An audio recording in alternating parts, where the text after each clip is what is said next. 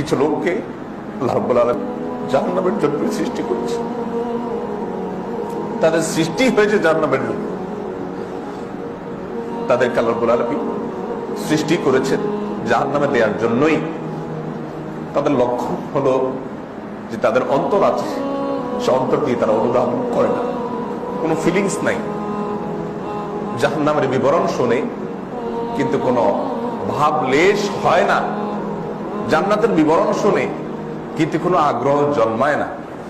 রমাদান আসে, আবার রমাদান চলে যায়, অন্য 10টা মাসের মতো খেয়ে পড়ে ঘুমিয়ে উঠে বসে অন্য 10 মাসের মতো সাধারণ সময়ের মতো কাটিয়ে দেয়।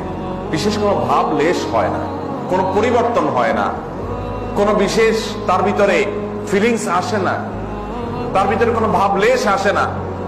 এটা লক্ষণ খারাপ, এটা জাহান্নামী হওয়ার লক্ষণ, এটা আলামত খারাপ যে অন্তর আছে কিন্তু অন্তর দিয়ে অনুধাবন করার মতো, উপলব্ধি করার মতো শক্তি হারিয়ে গেছে। অন্তর কাজ করে না, নিষ্ক্রিয় হয়ে গেছে। চোখ দিয়ে দেখছে রমজান আসছে কিন্তু কোনো ফিলিংস নাই। চোখ দিয়ে আল্লাহর কালাম পড়ছে, কোনো বিশেষ অনুভূতি নাই, কোনো উপলব্ধি নাই, কোনো ভাবলেশ নাই।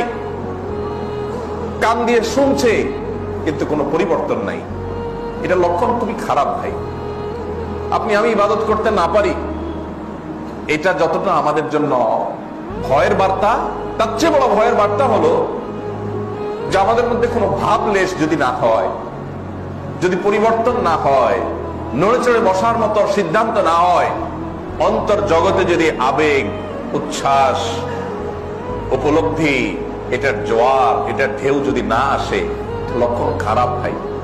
এটা জাহান্নামী হওয়ার লক্ষণ।